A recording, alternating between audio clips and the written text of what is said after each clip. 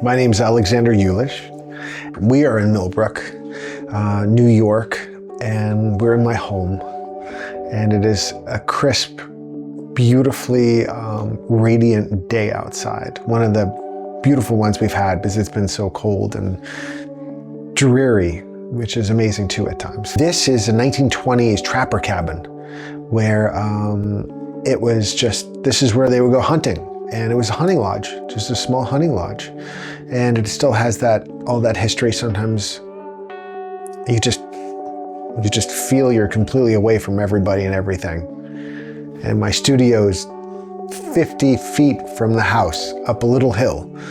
And that is just why I fell in love with this place, is I can work and I can just get away to the house, and I have a little pond down 5 acres back where I have my favorite pastime, which is feeding fish. I have one koi, this albino koi, and I had 2. And I remember coming down and I was looking for it, and then out of the water comes this piercing eyes looking at me, and it's this mink. And it had half the fish in its mouth and ran away. So he got one of the koi, but the other one's really skittish, but I guess he learned to figure out how to survive up here, because it seems very, everything's just on the surface really calm, but underneath it is aggressive. No, these koi, this thing has a feathered tail. This thing it moves with such a grace, and is mesmerizing. It just takes me out of my own head. And you're just being present to watching this whole ecosystem go. I see the motion of the fish echo through your work, actually. I wanted the work to feel like it was oscillating at times, where things couldn't be contained, where all of a sudden it felt like it was going to rip off the wall, or that oscillation would be internalized in a figure, and you would have a visceral feeling. And that's something that I've been really excited about exploring in the work. The feeling I got when I was, as a little child at my mother's studio, was awe, was this undeniable feeling of I've entered something very sacred, a sacred place. It almost had a religious quality about it, those memories. I remember this little path that we had. It was in the Bronx, and it was a guest house that used to be a chicken coop, a big chicken coop.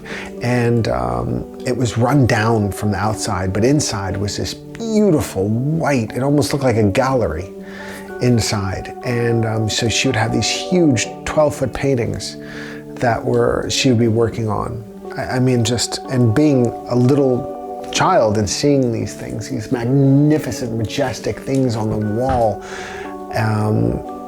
just have been burned into my memory and my nervous system. Yeah, I was 5 when I started to peek in my mother's window watching her paint. And when I was around 5, I was able to allow to come in once in a while and just watch. But I would fidget a lot, so she'd throw me right out. It is one of the truest, for me, the artists you can get. Just the way she sees the world, the way she moves through the world, the way it's about the process to her. I get envious about her process. I mean, I remember there was a painting that I really liked.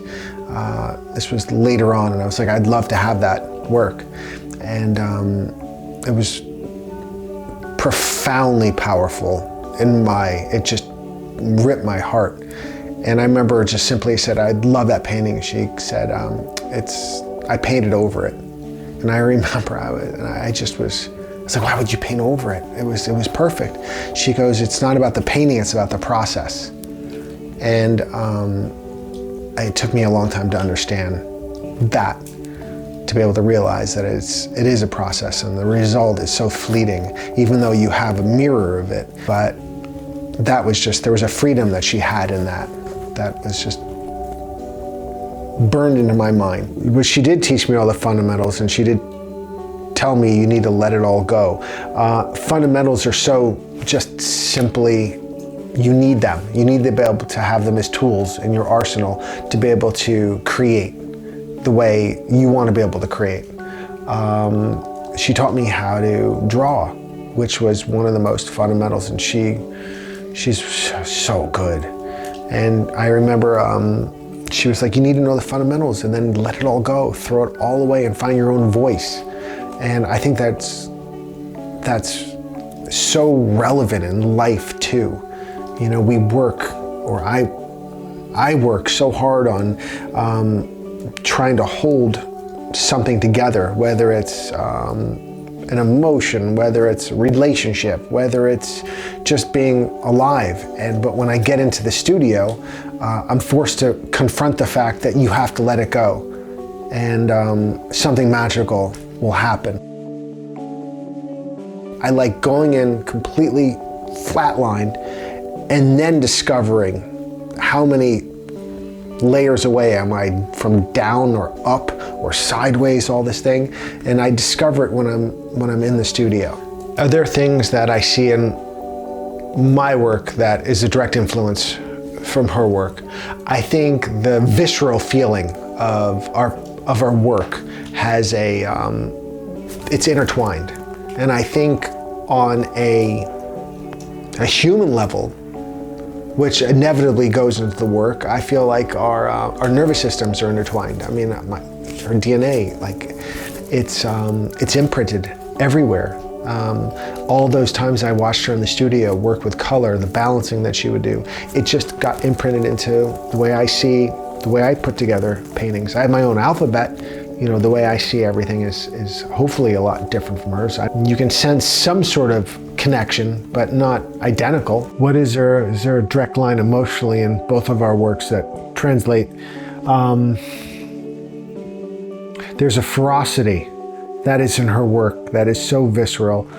She'll have a headache and she'll just draw a migraine, and she'll draw the hand going through the back of the skull and rip out.